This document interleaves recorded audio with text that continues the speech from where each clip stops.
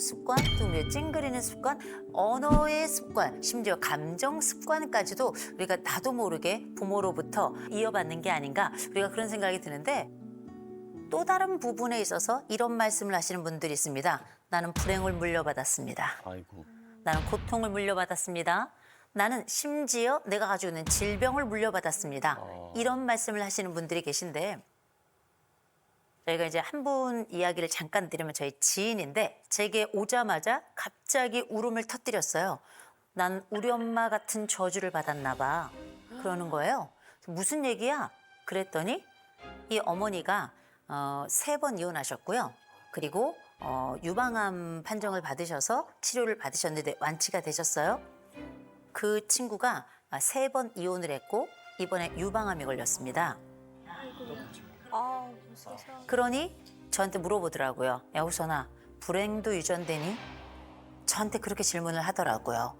참 어려운 질문이었습니다. 이건 예 아니요가 문제가 아니라 나는 지금 불행의 늪에 들어가 있어. 나는 모래지옥 같은 내 인생 속에 어떻게 길을 찾아야 될지 모르겠어라고 저에게 질문을 하고 있는 거거든요. 그래서 오늘 말씀드립니다. 정말 불행은 대물림 되는 것일까?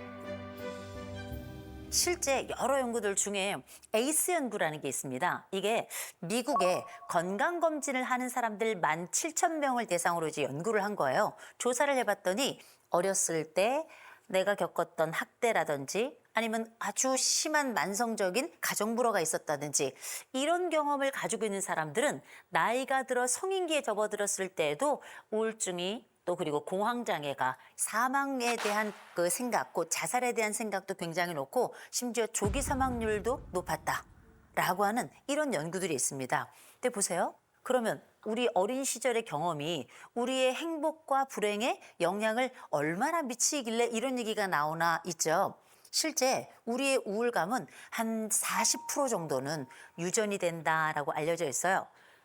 행복감에 대한 연구도 유사합니다. 42%부터 한 55% 정도까지는 우리의 행복이 이래저래 유전적인 영향을 받는다라고 하는 여러 연구들이 있거든요. 행복이 이렇게 우리에게 전달된다면 우리의 불행도 이렇게 전달될 수도 있겠구나. 그죠? 근데 보세요. 행복한 사람은 불행에 갔다가 다시 행복으로 돌아가고요.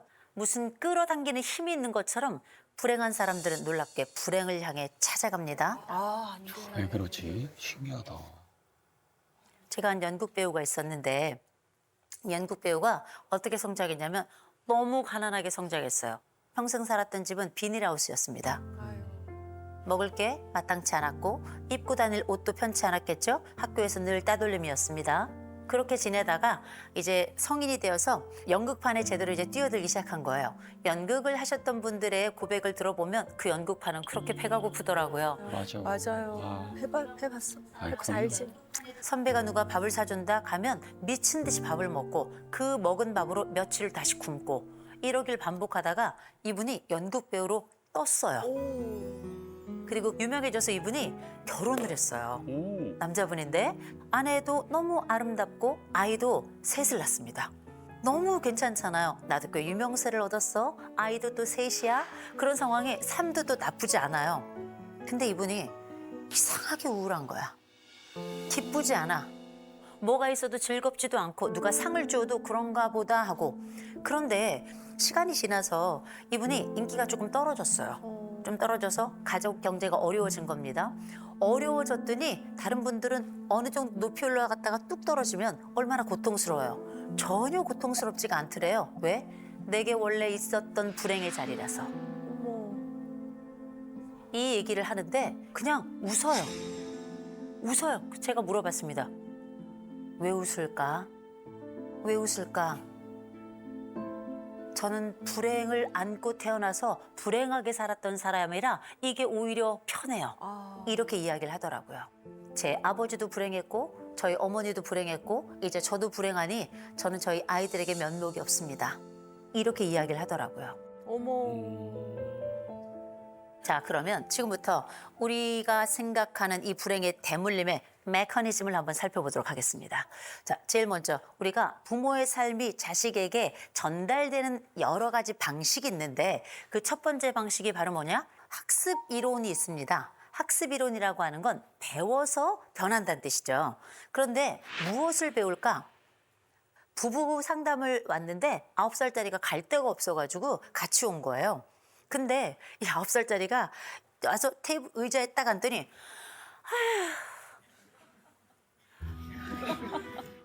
저는 숨 차서 온 줄 알았어요. 그게 아니라 아유 정말 이렇게 또 조금 있더니 아유 정말 제가 나중에 알았잖아요. 그 엄마가 남편 얘기하면서 아유 정말 아유 정말 아, 똑같이 담는 따라한다니까.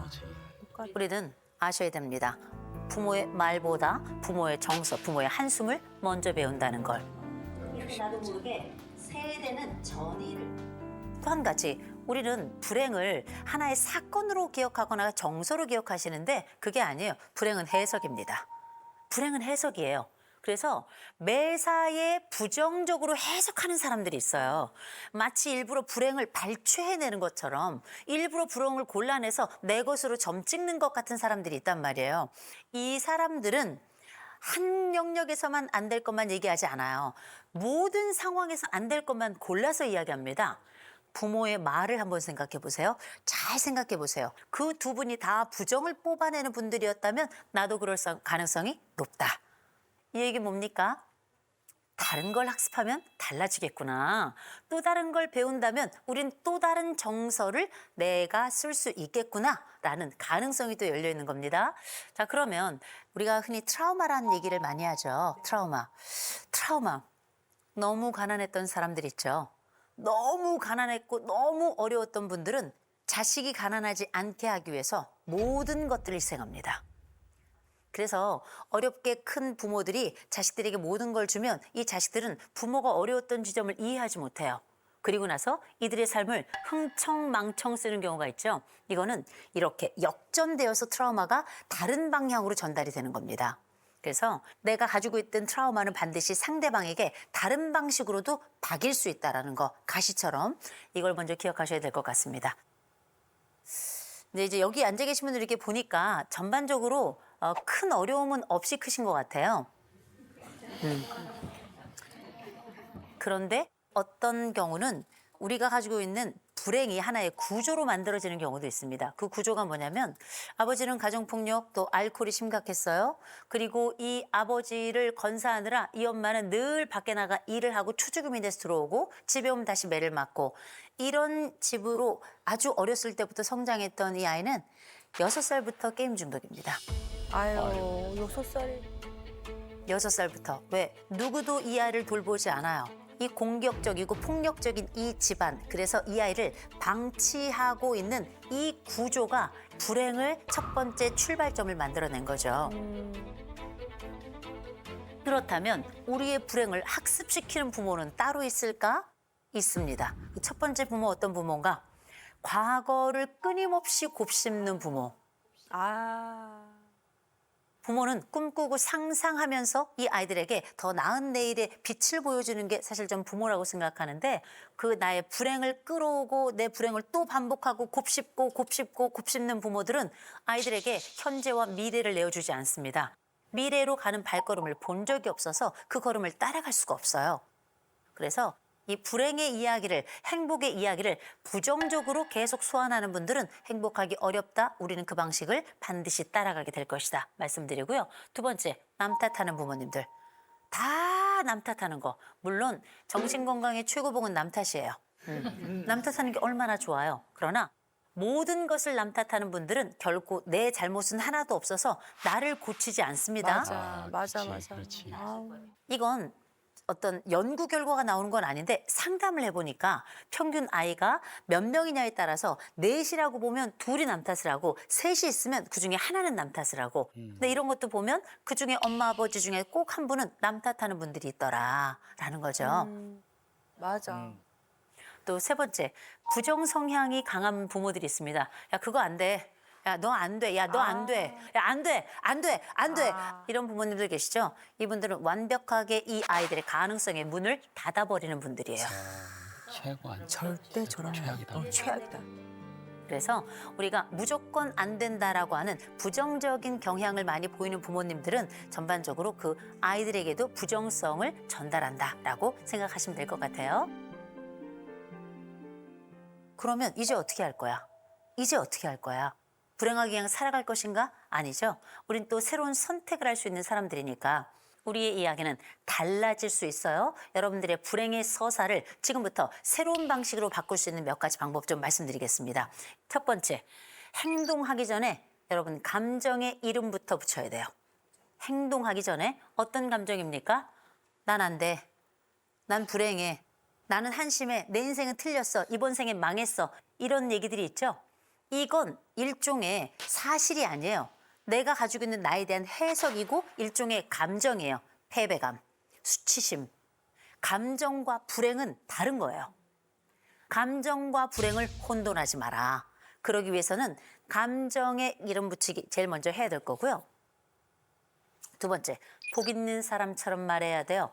행복한 사람들은 특징이 있더라는 거죠. 어떤 말을 많이 하나 봤더니 뭐 사랑해, 좋아해, 예뻐 이게 아니에요. 다행이다. 다행이다. 다행이다. 그 어려운 가운데 나의 이 작은 지점을 발굴하는 그 힘이 우리의 인생을 불행에서 행복으로 가져가고 행복한 사람들이 가장 그렇게 많이 쓰는 말이더라는 거죠. 또 하나, 은밀한 불행은 전문가에게 말씀하셔야 됩니다. 절대 말해서는 안 되는 불행들이 있어요. 이를테면 내가 성폭행을 당했어.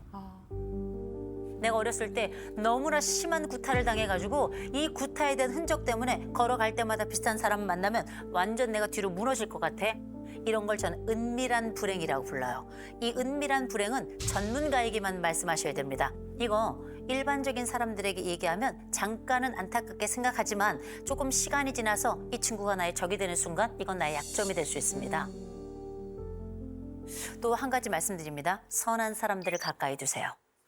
선한 사람들. 여러분 보세요. 결정이론이라고 들어보셨죠? 이게 뭐냐면 심리학의 그 아버지라고 불리는 지그문트 프로이트라는 분이 있습니다.